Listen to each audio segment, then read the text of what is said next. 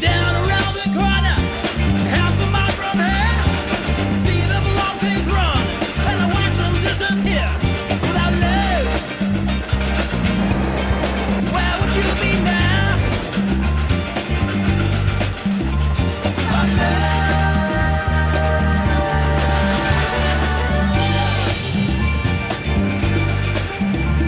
Well, the pistons keep on turning, and the wheels go round and round.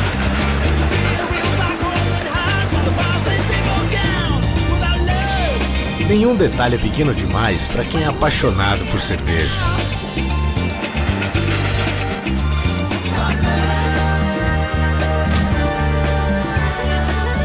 Isso é qualidade artesanal. Eisenbahn. Aprecie com moderação. Hoje em dia, existe um jeito novo pra tudo. Pra voltar pra casa de carro, pra ouvir a playlist predileta, assistir aos nossos programas favoritos e até pra estar perto dos amigos. Com a nossa alimentação, não é diferente. Dá pra continuar saboreando o que a gente mais gosta, só que de um jeito novo. Por isso, a Seara, a empresa que mais inova no setor de alimentos, acaba de criar a linha Incrível Seara, a única com a exclusiva Biomolécula I. Capaz de trazer todo o delicioso sabor e textura de carne para pratos 100% vegetais. Linha Incrível Seara, um jeito novo de sentir sabores incríveis.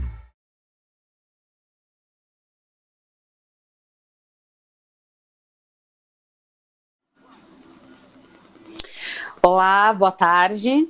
Meu nome é Joyce Berti, eu sou arquiteta de formação, sou escritora, escrevi um livro chamado Empoderamento, sou assessora parlamentar, sou colunista da revista Aérea Brasil e desde já agradeço imensamente não só o convite, né, do Festival PET, como também a disponibilidade em trazer para a gente um assunto tão importante, tão necessário e que afeta, né, todo mundo que trabalha com criatividade, com inovação, com criação. Se a gente não tiver com a nossa saúde mental, com o nosso equilíbrio emocional minimamente em dia, a gente não consegue criar nada, a gente não consegue mostrar para o mundo todo o nosso potencial, todo o nosso valor.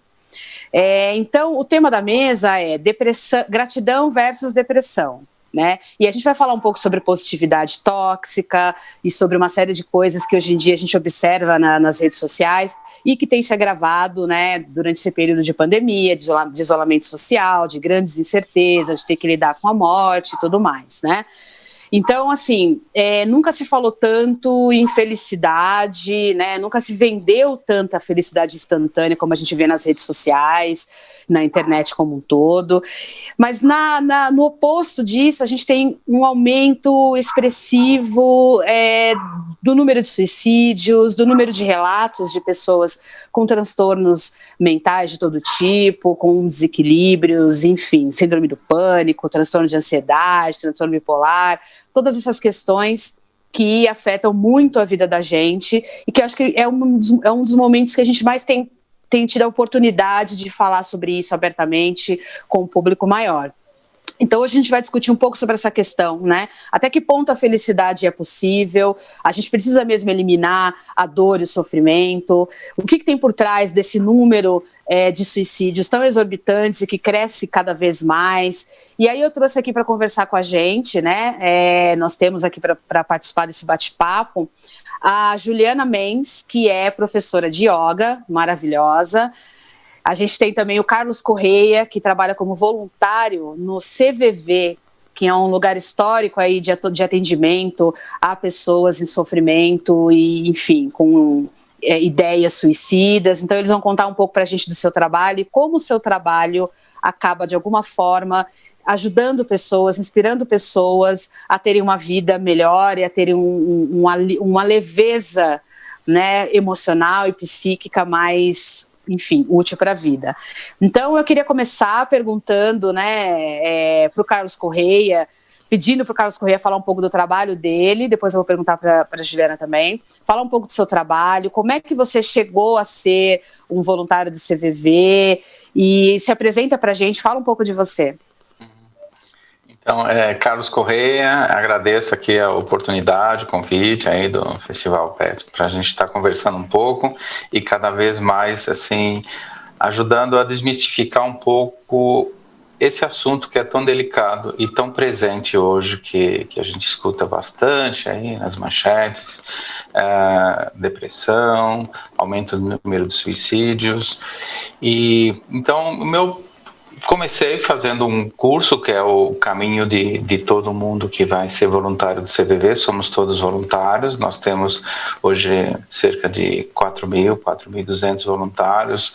Esse número ele está aqui um pouco hoje, apesar da gente ter alguns voluntários habilitados em função da pandemia, alguns estão em grupo de risco, então estão afastados, mas a gente nos primeiros momentos foi um pouco difícil, atravessou um momento difícil logo no início da pandemia, mas por essa saída de alguns voluntários, mas depois conseguimos viabilizar então um atendimento remoto e hoje a gente está conseguindo atender em torno de 11 mil ligações por dia que a gente recebe, contatos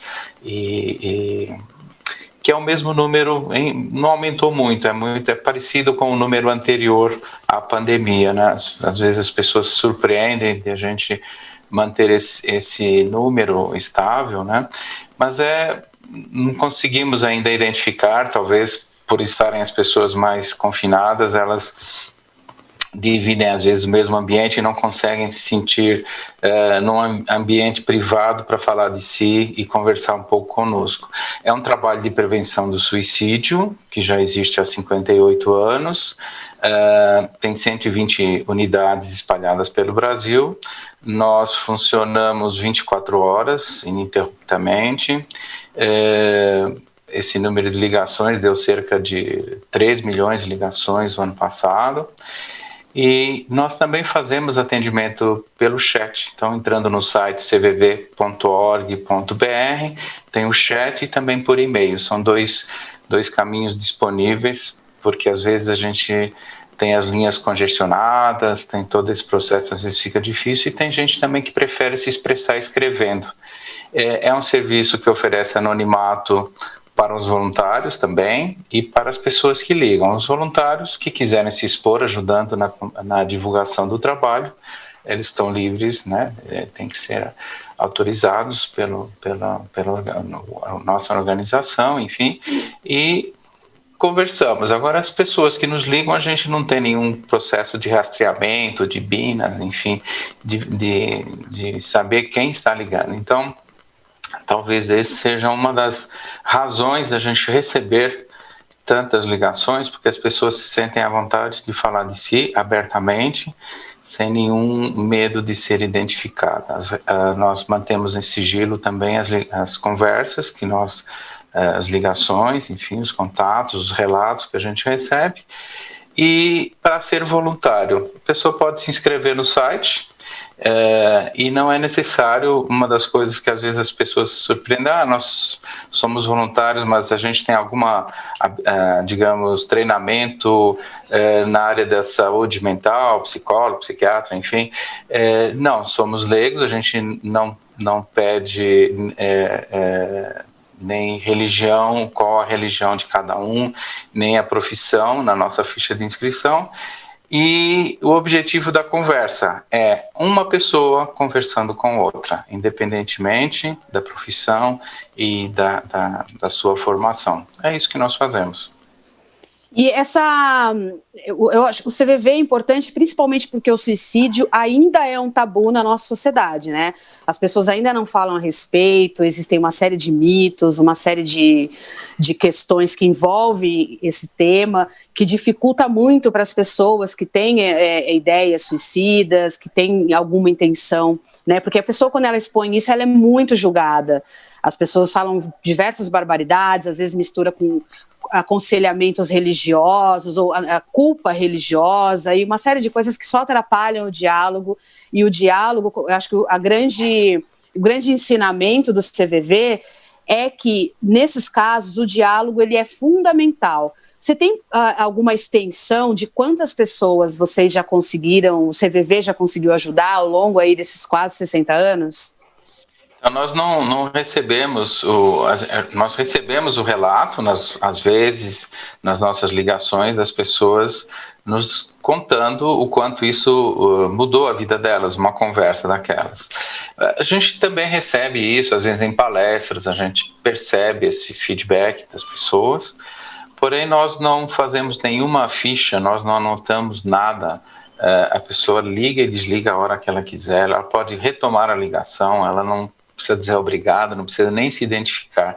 Então, é uma conversa em que o voluntário ele se propõe a acolher essa pessoa, a ouvi-la profundamente, sem aconselhamentos, sem julgamentos, sem minimizar o sofrimento dela, acolhê-la simplesmente, ouvi-la naquele momento de dor que geralmente as pessoas, quando nos ligam, elas estão em processo de sofrimento grande e elas precisam de alguém para compartilhar isso, porque elas têm muita dificuldade de encontrar alguém que as ouça, eu diria mais do que ouça, escute profundamente, porque ouvir é um ato, enfim,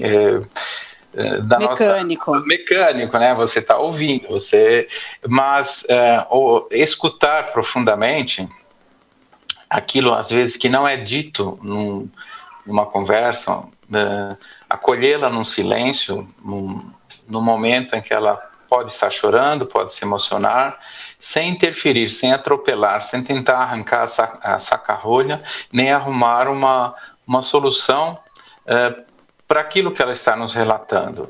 O nosso objetivo é que ela construa esse caminho por si própria, que ela caminhe para a solução que ela encontrar melhor para ela, porque senão eu estaria indicando, com a minha formação, indicaria um outro caminho, eventualmente, com a minha vivência. Tem que ser impessoal. É impessoal e imparcial. Ao mesmo tempo que é uma pessoa falando com outra, então tem essa pessoalidade, ele é uma conversa que nós não há interferência daquilo dos meus conceitos e dos meus preconceitos, né? Então nós fazemos até exercícios de autoconhecimento dentro do trabalho para a gente identificar esses conceitos e preconceitos que nós temos para que eles não interfiram na conversa. Nossa, muito legal isso que você falou. Você falou de autoconhecimento, falou da diferença entre ouvir e escutar, né? Eu costumo dizer que escutar é ouvir com o coração, e isso está faltando muito nos diálogos hoje em dia, em todos os tipos de todas as camadas sociais. E aí eu queria falar um pouco com a Juliana Menz, né, fazendo aí uma ligação com o que você está falando, porque a Juliana Menz, ela é professora de yoga, e eu acho que yoga, mais do que uma atividade física, é uma atividade que eu enxergo com uma completude fantástica, assim, porque a yoga, ela trabalha o corpo, ela trabalha a mente, ela trabalha a alma, enfim. E eu queria que a Juliana Menz falasse um pouco para a gente sobre o trabalho dela como professora de yoga, como ela conheceu a yoga, como surgiu esse interesse, há quanto tempo a Juliana Menz está nessa função, né? E, enfim, queria ouvir um pouco você, Juliana. Olá, boa tarde para a Joyce, para o Carlos, um prazer estar aqui com vocês. É muito legal isso que a Joyce falou, e eu acho que geralmente é o que as pessoas esperam, né, do yoga, essa coisa maravilhosa, e eu achei muito bacana, inclusive, o assunto, né, dessa mesa, né, desse painel ser esse, porque quando eu busquei yoga há 15 anos atrás, eu também estava desesperada, assim, acho que foi uma busca no sentido de uma tábua de salvação.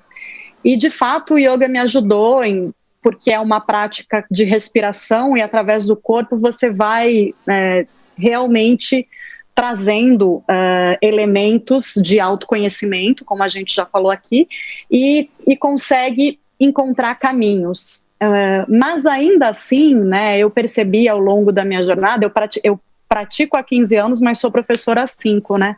Então, antes eu era jornalista, tomava remédio para tudo que vocês podem imaginar, remédio antidepressivo, ansiolítico, calmante, e era normal, isso é um normal da civilização, as pessoas tomam remédio para viver, e é considerado normal, você toma esse remédio porque é assim que todo mundo faz, é assim que a gente faz para pagar os boletos, né?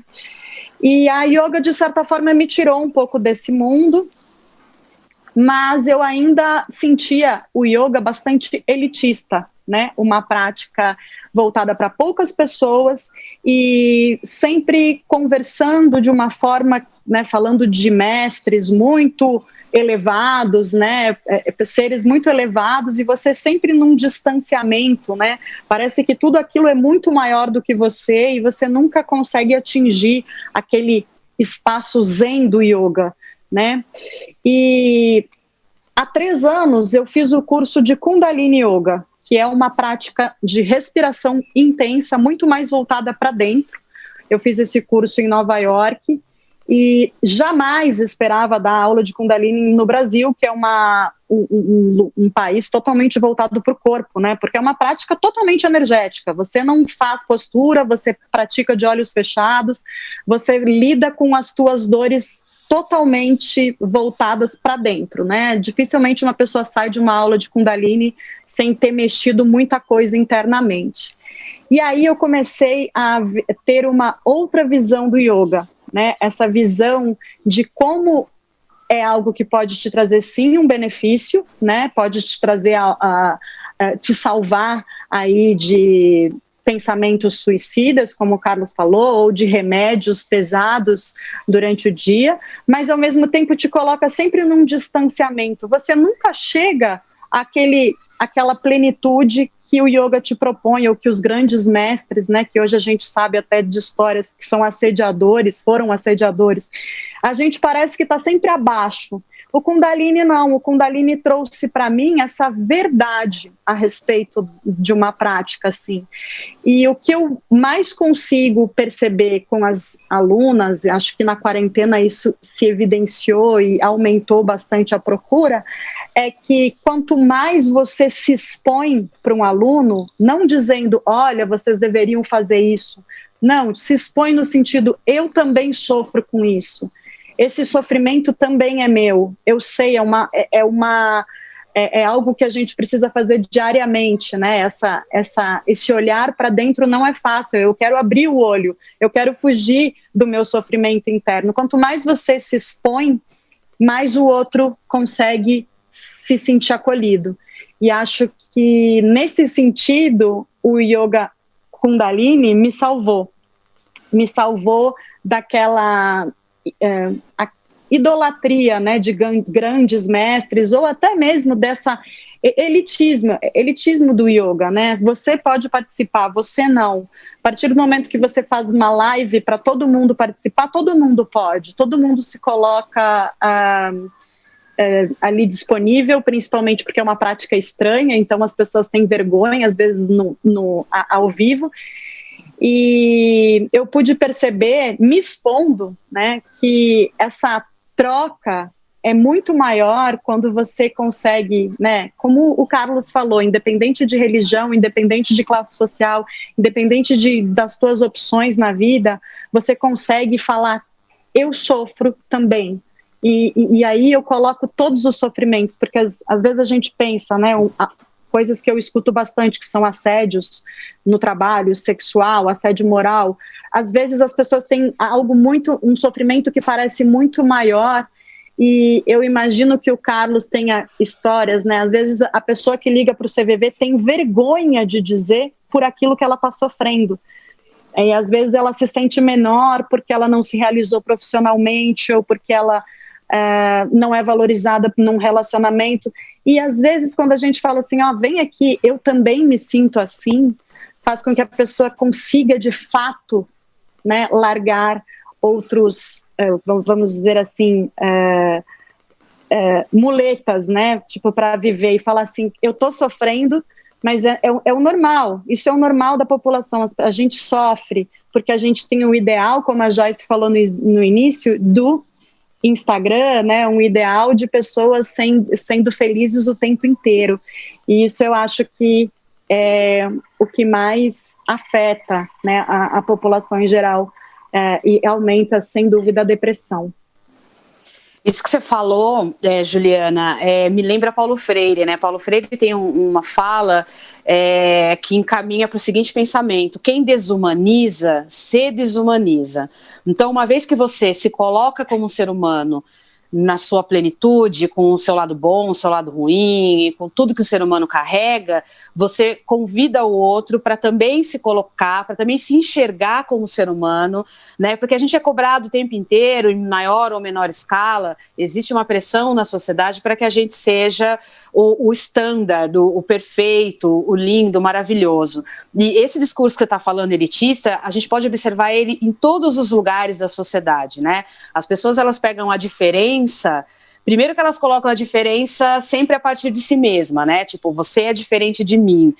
Mas eu preciso aprofundar sempre esse olhar da diferença. É diferente em que sentido? Diferente como, né? Segundo, que as pessoas também pegam a diferença, ao invés de pegar a diferença para fazer uma ponte para um crescimento, para uma expansão maior, porque quando eu saio de mim, eu consigo... quando eu saio de mim rumo a você, eu descubro um novo universo cheio de coisas que eu não sabia, que eu não fazia ideia. E assim a gente vai trocando. Mas as pessoas usam a diferença, ou que elas pensam que é tão diferente assim, para criar hierarquias entre as coisas, entre as pessoas. Então eu sou melhor, eu sou maior e tal. E isso é muito incompatível com a preocupação que as pessoas demonstram com a questão do suicídio, por exemplo, no Outubro Amarelo. Chega o Outubro Amarelo, a gente vê as pessoas falando de suicídio, prevenção do suicídio, fala e tal, ou às vezes quando surge algum assunto sobre os transtornos emocionais e tal, as pessoas também gostam muito de falar, mas eu penso que a yoga, dessa maneira como você está colocando, e de que outras pessoas com quem eu tenho contato, que são praticantes, também colocam, elas trazem para o ser humano uma perspectiva muito bacana de humildade e gratidão.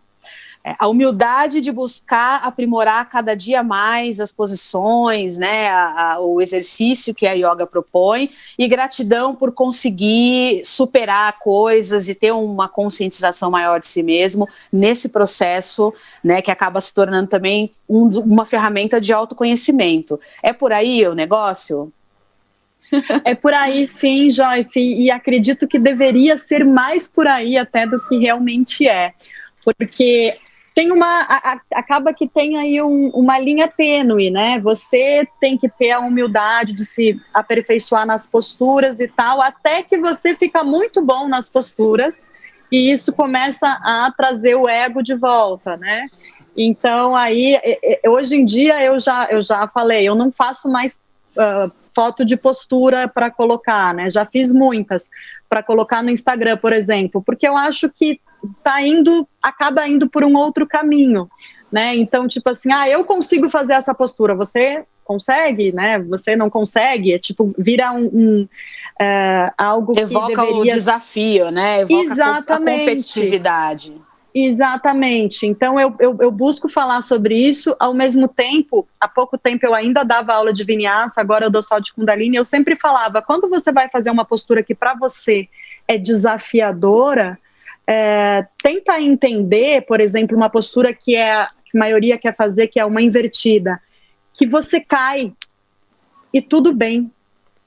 Vai ter momentos que você vai cair e tudo bem. E a grande sacada da invertida não é você ficar lá paradinha, é você entender que você cai.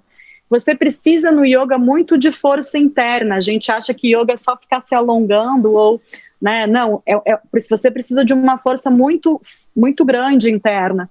Então, quando você vai para uma invertida, é porque você já trabalhou essa força de alguma forma. E quando você cai com essa força interna, né, se sentindo mais fortalecida, você cai Não vou dizer que você até não se machuca um pouco, não é legal cair, ninguém gosta, mas você percebe, para mim fez uma grande diferença isso, que você consegue tentar de novo, e vai ter momentos que você faz perfeito, e mesmo assim, depois de fazer perfeito, você cai. E a queda, né, a minha professora, né, de Vinyasa, ela falava assim, é isso, você precisa, na verdade, aprender a cair. Não é fazer invertida perfeita, você precisa aprender a cair. Para mim, essa foi um dos maiores aprendizados do yoga, né, dentro de posturas, né, falando agora. Quando eu saquei isso, eu falei, cara, eu comecei a cair de verdade, né, cair sem medo, e falar, é isso, vai ter momentos que eu vou me machucar, vai ter momentos que eu não vou estar tão preparada para a queda, mas a grande sacada de uma postura desafiadora, seja ela uma invertida ou um contorcionismo que a gente faça, é você conseguir passar pelo desafio e trazer isso para a sua vida, mais do que fazer a postura perfeita, né? Nossa, isso é fantástico, você falou. A gente precisa aprender a cair na vida, né? Eu acho que esse desejo de estar sempre correspondendo a uma grandiosidade, isso bloqueia tanta coisa na gente, né? Eu não sou especialista em saúde mental, eu estudo psicanálise já faz um ano, e isso tem feito muito bem para mim e tal, mas eu tenho algumas percepções relacionadas à questão da depressão, que vem muito por esse lado, assim, a pessoa, de repente, vai inibindo tanto o seu lado mais obscuro, ou então vai se inibindo, se fechando tanto para que o sofrimento não aconteça, que num certo momento ela está um pouco esvaziada, né, da possibilidade do sentir. Eu acho que a nossa sociedade, ela nos ensina que sofrimento é algo que é só negativo, né, a queda, o sofrimento, a angústia. A gente precisa começar a pensar que isso faz parte da nossa condição humana, né, e aprender a lidar com isso. Você falou sobre essa coisa do medicamento, né? As pessoas buscam medicamento. Eu já vi, por exemplo, postagem em rede social de pessoas falando, acabou tal remédio meu, eu preciso desse remédio, quem tem aí para me dar? Como se estivesse falando de uma bala, de um doce, né, de algo, quando na verdade é uma medicação. É claro que a medicação ela é importante, para isso a gente tem psiquiatra, né, claro. Porque o psiquiatra vai fazer o diagnóstico adequado, vai dizer se a pessoa precisa ou não de medicação, o tempo que ela precisa tomar, vai analisar o efeito dessa medicação no organismo dela e as respostas que o organismo está dando a tudo isso. Assim, falar sobre medicalização da vida não é demonizar, né, o tratamento medicamentoso, mas é fazer com que as pessoas se conscientizem de que não dá para você usar a medicação como um anestesiador do sofrimento, porque você precisa aprender a lidar com o seu sofrimento e não eliminar ele da sua vida, até porque nunca vai conseguir, né? Hoje eu estava fazendo uma postagem na rede social para falar dessa mesa que a gente ia ter aqui, e eu lembrei da música do Barão Vermelho, que fala, né, a felicidade é um estado imaginário. Então, sendo imaginário, ela não pode ser permanente, e a gente tem que estar entendendo isso para conseguir lidar com quando a felicidade não está presente, né? Para a gente conseguir aproveitar os momentos de alegria, ser grato a esses momentos de alegria, mas também ser grato aos momentos de tristeza, de angústia, de insatisfação, porque são eles que nos humanizam de fato, né? Quando você aprende a cair, você está, na verdade, aprendendo a lembrar de que você é um ser humano, você não é uma máquina. Então, você vai ter várias quedas ao longo da sua vida e tá tudo certo, né? Bem por aí. O que você pensa sobre isso, Carlos? Então, nós temos na nossa vida eventos que a gente não consegue controlar, eles estão ali, eles vão acontecer na nossa vida. De alguma maneira, e que vão nos causar dor, podem nos causar alegria também. Mas, assim, numa escala de 0 a 10, eu diria que todos nós que estamos aqui envolvidos, nós estamos na trajetória do suicídio. Uns mais próximos do 0, outros mais próximos do 10. E o grande mistério é que a gente não sabe em que ponto da escala nós estamos. Nós não sabemos se a gente está mais próximo do 0, se a gente está mais próximo do 10. E também não conhecemos a nossa capacidade de absorver e também de reprimir sentimentos, sofrimentos, coisas mal resolvidas. Isso gera uma energia muito grande para controlar tudo isso. Então, também não conhecemos direito a nossa capacidade de absorver. Mas, o que nos resta, então? Já que os eventos que vão acontecer na nossa vida, que podem ser a gota final, né, a gota d'água, que vai fazer transbordar esse nosso copo interior, ele é inevitável, pode acontecer, um telefone que toca, uma notícia que chega de um diagnóstico qualquer, né, uma dor, uma perda de alguém, de um ente querido, um animal de estimação, enfim, algo que vem acontecer. E qual é a única coisa que eu posso fazer, lidar com isso, é aumentar o espaço da distância do nível superior do copo. Eu posso fazer isso. Eu posso fazer isso ao levantar de manhã, olhar para o espelho, aprender a ver o que está, como é que eu estou, como é que eu me sinto, quem sou eu, o que está acontecendo comigo. Hoje eu estou diferente. E perceber também a mesma coisa nas pessoas que estão à nossa volta. E se eu posso ajudar de alguma maneira. Então, não ter esse medo de procurar uma ajuda e considerar isso um pouco mais natural e derrubar esses tabus. Eu vou conversar, se eu tiver uma dor de dente, eu vou no dentista. Então, procurar um profissional que possa nos ajudar, de repente, um psicólogo, um psiquiatra, enfim, um terapeuta, fazer uma yoga, tentar encarar o que está acontecendo e se eu posso colaborar.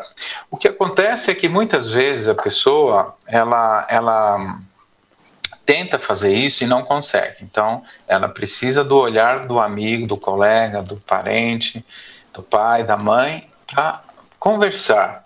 Vencer essa barreira de perguntar: o que está acontecendo com você? Eu estou percebendo que você está diferente. E levar, e oferecer uma ajuda. Mas identificar. Mas, se a gente olhar o logo do CVV, nós temos lá uma pergunta básica, abaixo do nome, que é: como vai você? Eu posso fazer essa pergunta para mim no espelho, mas eu posso fazer isso para o meu semelhante. Perguntar: como é que você está? Como é que você vai? E aí que entra a diferença, né? Se eu simplesmente fizer essa pergunta coloquialmente: olha, como é que você está? Tudo bem. A resposta básica, em geral, é: tá tudo bem. Mas eu estou preparado para ouvir o outro se não estiver tudo bem, ele estiver disposto a falar? Então, quando a gente tem que prestar um pouco mais de atenção nessa pergunta. Quando a gente perguntar, a gente se colocar em condição de ouvir. E ouvir profundamente, né? Escutar profundamente, como a gente até já falou um pouquinho da diferença lá no início, é se colocar à disposição do outro. E naquele momento, o outro é o senhor de tudo, ele que vai falar. Eu não vou interferir, não posso interferir no meio do caminho, cortando, interrompendo, julgando, dando aquelas falas que talvez até originaram o tema da nossa conversa aqui, que é aquilo que a pessoa está acostumada a falar assim: olha, primeiro, minimizar o sofrimento, ou dizer que a vida é bela, a vida não traz sofrimentos. Sim, vão acontecer os sofrimentos, mas a gente, no automático, a gente faz isso, e as pessoas estão acostumadas a ouvir isso o tempo inteiro. E aí isso vai causando sofrimento, porque vai reprimindo, é como se fosse uma mola que você vai apertando, apertando, apertando, e tem uma hora que você não consegue mais segurar aquilo. E aquilo pode. Né? Você tá falando da positividade tóxica, que é um dos temas também dessa nossa conversa, né? Porque as pessoas na rede social, principalmente, elas estão sempre envoltas em um grande clima de felicidade profunda, e existem diversos coaches e gurus, né, que oferecem fórmulas instantâneas de atingir a grande felicidade, e isso acabou se tornando uma nova ditadura, né? Você tem que estar feliz o tempo inteiro, você tem que ser feliz o tempo inteiro, você tem que estar o tempo inteiro. E a vida não funciona assim, né, gente? A vida não funciona assim.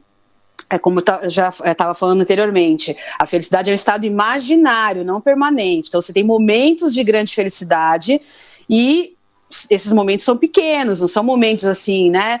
São momentos pequenos. Agora, essa positividade tóxica, né, essa obrigatoriedade em estar sempre bem, estar sempre feliz, também pode entrar na conta do negacionismo, que é uma característica muito presente que a gente observou assim nesse período de pandemia, né?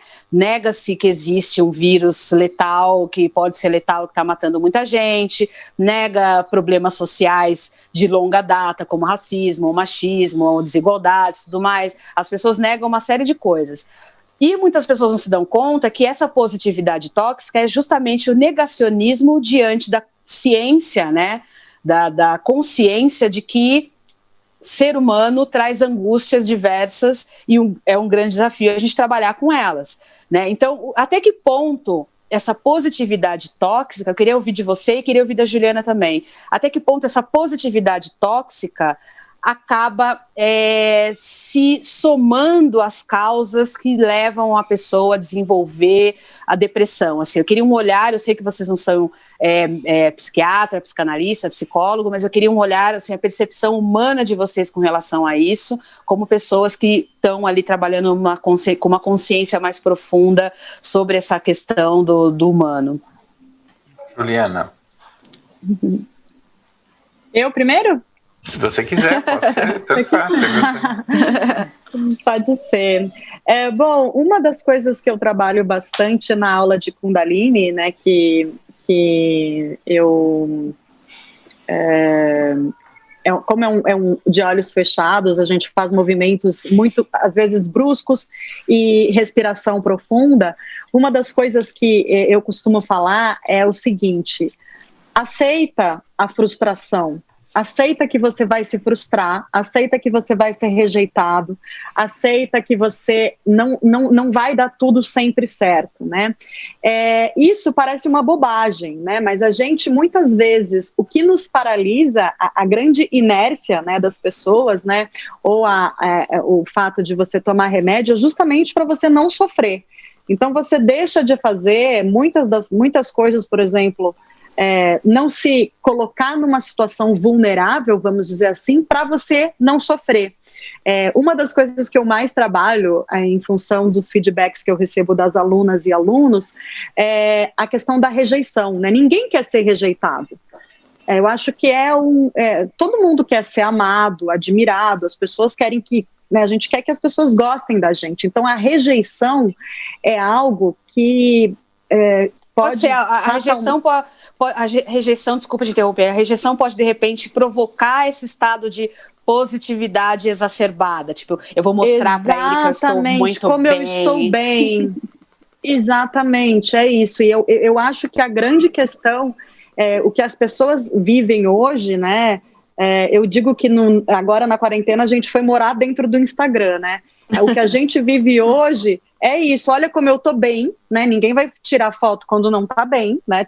Das coisas que, né, você lavando o banheiro e tendo que cuidar do filho que não tem aula e fazer, né? Você vai tirar foto das coisas que são legais e o outro vai se comparar. Só que o que de fato, agora só para entender o que o Kundalini trabalha, como a base do Kundalini é o Tantra fala para você sentir exatamente aquilo que você sente. Então você sente raiva, sinta essa raiva inteiramente, não fica fingindo que você não está com raiva, não fica fingindo que você não está se sentindo mal, frustrada, ou que você não está se sentindo péssima por ter sido rejeitada. Sinta isso, até que você consiga, de fato, com a prática intensa, transcender isso. Porque quando a gente começa a esconder esses sentimentos, né, além de esconder do Instagram, esconder embaixo do tapete, o que acontece é justamente o oposto, isso cresce de forma que toma conta da sua vida. Então, esse sofrimento que você não quer mostrar para o outro porque não é bonito, você tem vergonha dele, né? Ele está aumentando dentro de você. Quanto mais você posta, né, a positividade e o outro acha que você está feliz, fica todo mundo achando que está feliz e ninguém está. Está todo mundo mal, né? Então, às vezes eu acho que vale muito mais, eu já percebi isso no meu Instagram de yoga, muito mais um post que eu faço, que eu me exponho e coloco, eu não estou bem. Chegou um momento da quarentena que eu falei, eu não estou bem, eu não consigo, não estou conseguindo.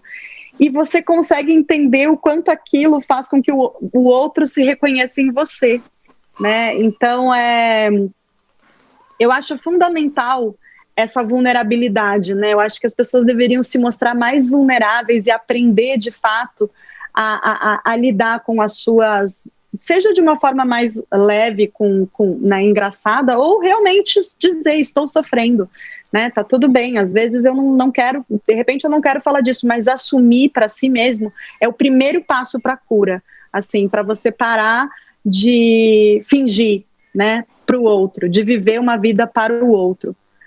É muito legal isso que você está falando, né? A gente parar de fingir o tempo inteiro, porque a gente acha que está fingindo, a gente acha que está convencendo, né? Mas é uma coisa engraçada, porque a pessoa vai lá e posta, eu estou maravilhosa, como eu estou maravilhoso, deslumbrante, não sei o quê, para meio que mostrar para o outro que a rejeitou, ou para o outro que conseguiu alguma coisa que ela gostaria, enfim, de que ela está muito bem. Na sequência, ela já posta uma indireta. Então, quer dizer, quem está atento fala, mas peraí, como assim? Você estava tão bem, agora já está ali, né, atirando para algum lado. Agora, também tem o outro lado, né, que ao mesmo tempo que a gente tem que parar de se fazer de fortaleza e abrir as vulnerabilidades de vez em quando, a gente precisa também aprender a não se deixar levar pela imagem que está sendo vendida ali.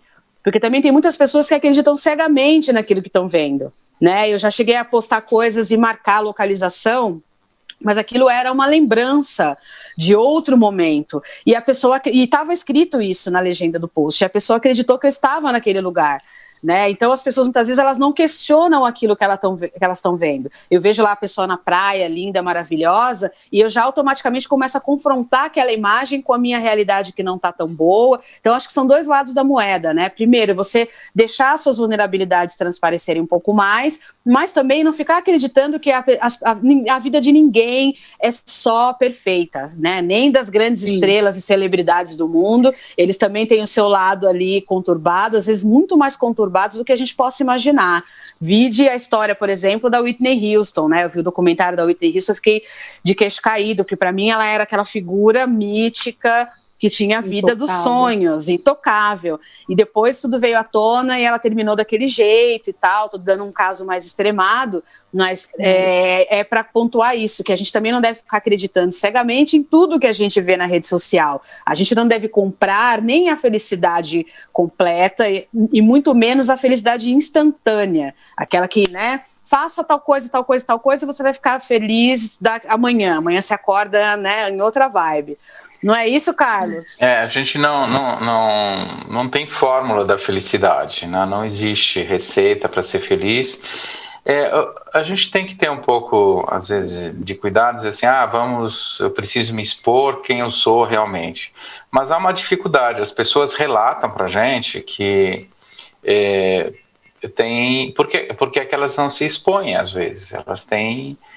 às vezes até com o melhor amigo, às vezes em palestra a gente pergunta, né, quantos amigos você tem, né, a gente pode perguntar para vocês, né, quantos amigos você, né, que está assistindo, escutando, ou os nossos colegas aqui, quantos amigos eu tenho realmente em que eu possa confiar e contar tudo o que eu sinto, quem eu sou realmente, eu tenho essa pessoa, eu tenho esse confidente, esse seria o ideal que eu tivesse alguém com quem eu pudesse compartilhar a dor que eu estou sentindo.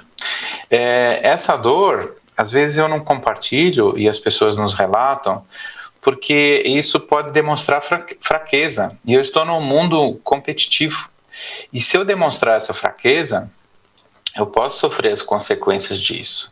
Então, as pessoas muitas vezes elas reprimem, às vezes não é nem porque elas querem, mas elas se sentem obrigadas de mostrar que estão bonitas, belas, maravilhosas. Ela vai, né, a Whitney, ela tinha um show, então assim, ela tinha que estar sempre aparentando aquilo vendia a imagem dela de alguma maneira, mas gerava sofrimento, porque ela não era essa pessoa. E às vezes nós não temos esse confidente para compartilhar essa dor e a gente se abrir. Então, essa prática de acolher o outro e não interrompê-lo, saber ouvir. Nós temos um curso interno aqui que a gente está oferece para a sociedade também, que saber escutar é uma arte. Saber escutar é uma arte. E todos nós podemos desenvolver. Isso aí, a gente, como já foi dito aqui, a gente toda hora acha que está bem, mas de repente eu já saio fazendo coisa errada mesmo, eu interrompo, atropelo, julgo. Então, nessa conversa de ouvir e acolher o outro, passa pela receitinha simples. Eu consigo ouvir o outro sem disputar com ele a dor que ele está sentindo, sem dar uma dica. Eu já passei por isso, já passei por coisa pior. Você tá linda, maravilhosa, vai tirar isso de letra. Ele te largou, azar dele, porque ele não sabe o que está perdendo. Você vai logo tá com outra pessoa melhor que ele. Então, assim, essas palavras, elas não são acolhedoras, mas eu perguntar para o outro como é que ele está, e ouvir atentamente, sem interferir, e resistir à tentação de dar um conselho, resistir à tentação de indicar um caminho, indicar uma solução, mas ouvir dele que a construção desse caminho e da solução. Normalmente no CVV, as pessoas nos procuram nos momentos de crise, no momento em que aconteceu a tal da gota d'água, a última gotinha que faltava no copo. Em geral, elas nos procuram aquilo. Só que lá dentro do copo foi um processo longo que foi acontecendo, se instalando, mas essa gotinha é a que está doendo. E a gente geralmente elas começam os relatos conversando com a gente, falando desses últimos acontecimentos, aquilo que explodiu, que fez com que aquela mola lá explodisse, que eu não conseguisse mais segurar. A partir dali, a pessoa muitas vezes ela vai caminhando e vai encontrando, e surpreendente, ela mesma se surpreende, às vezes agradece para a gente, olha, obrigado pelo conselho. Ela mesma se escutou e encontrou o melhor caminho para ela. Então, o facilitador do ouvir é o segredo da nossa conversa. Na nossa sociedade, a gente se ouvir melhor, se escutar, se compreender melhor. A gente está encerrando, né? Está caminhando para o encerramento aqui. A gente tem uns 5 minutinhos ainda. Queria dizer que eu adorei a conversa com vocês. É extremamente importante que pessoas como vocês tenham um espaço como esse para dialogar, para conversar, para colocar suas experiências. Assim como também é extremamente importante que as pessoas guardem tudo que foi dito aqui para essas duas pessoas incríveis, que têm experiências maravilhosas para compartilhar, né? Guardem tudo isso, pensem a respeito disso, para digerir tudo que foi conversado aqui, porque apesar da leveza da voz do Carlos e da Juliana, o assunto é bem mais pesado, né, do que parece, principalmente quando a gente se vê envolvido, né, nas situações, nas questões e tudo mais, né? E eu vou pedir para vocês darem aí os seus últimos recados finais, né, encerrar aí esse bate-papo da melhor maneira, 1 minuto e meio para cada um, acho que dá para fazer uma última fala aí. Muito bem, então, não sei, desculpe aqui, Juliana, posso começar? Pode falar, pode, por favor. Então, olha, primeiro, se quem está assistindo, né, está passando por algum momento de sofrimento, isso pode acontecer com qualquer um de nós, isso não é tão inusual, né? Não é tão inusual, seria a palavra, né? Pode acontecer. Então, procurar ajuda, não ficar com essa dor sozinho, procurar com ajuda. Se tiver com quem compartilhar, ou até um colega, um amigo, um profissional de saúde, procurar ajuda. E não ficar com essa dor. Ela pode ser perigosa, né, nesses momentos, então procurar essa ajuda. O CVV está disponível, funciona 24 horas, tem um voluntário sempre à disposição para conversar, ouvir sem interferência, sem julgamento. Funciona pela linha 188, que é gratuita, tá? Tem o acesso também pelo site, que é o cvv.org.br, e quem quiser ser voluntário também pode se inscrever. Lá tem um local de inscrição. Hoje a gente está num momento difícil, nós não temos nem o atendimento pessoal que a gente fazia nas nossas unidades, mas a gente faz o atendimento, os cursos também, está fazendo online. Então, quem quiser ser voluntário pode se inscrever, e a gente vai, assim que tiver uma oportunidade de um novo curso se abrindo, a gente está à disposição. E procurar também uma mensagem. Nós talvez não tivéssemos ouvidos suficientes para ouvir todas as pessoas que precisam conversar, mas assim procurar um entendimento, a prática do escutar com atenção, sem interromper, sem julgar. Isso pode fazer uma grande diferença para alguém. Juliana? Certo. Bom, eu queria dizer assim a respeito do yoga, do autoconhecimento, né, que também é uma forma da gente buscar internamente um caminho, né, para se conhecer melhor. Acho que quanto mais a gente se conhece, mais a gente se permite, né, se aceita melhor. E o que eu falei antes, eu acredito que foi o que mudou minha vida, e eu vejo que muda de muitos alunos, é você se permitir sentir, se permitir errar, se permitir ser vulnerável, né? Abraçar a tua vulnerabilidade e crescer a partir dela, né? Quando um professor vem e fala para você ser mais leve, pensa nesse sentido, não para você ser simplesmente uma pessoa passiva, né? Não é que você vai ser passiva porque agora você é zen, você é faz yoga ou meditação ou o que for. Você simplesmente é uma pessoa que aceita melhor as tuas frustrações, as tuas quedas, os teus erros e aprende com elas, né? E se dá tempo para o seu processo. Bom, queria agradecer muito, Juliana Mendes. Muito bom conversar com você. Queria agradecer muito o Carlos Correia também, agradecer o Festival PET, e a gente vai ficando por aqui com essa mesa incrível.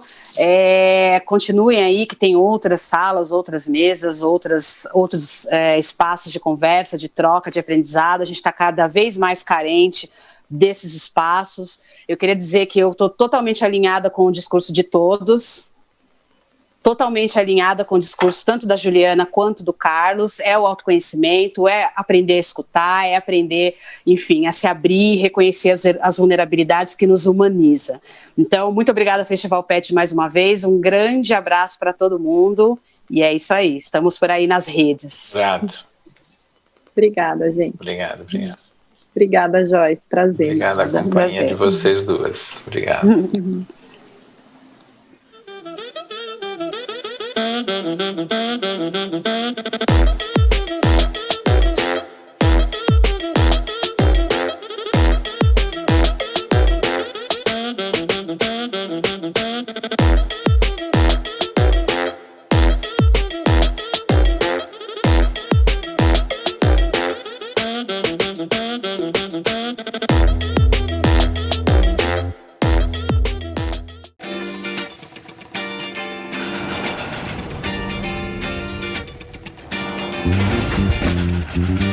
Down around the corner, half a mile from here. See them long things run, and I watch them disappear without love. Where would you be now?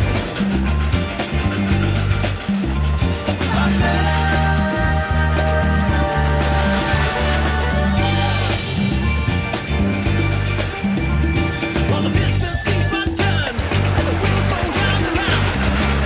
The wheels are rolling high, so the bars they go down without love. Nenhum detalhe é pequeno demais para quem é apaixonado por cerveja.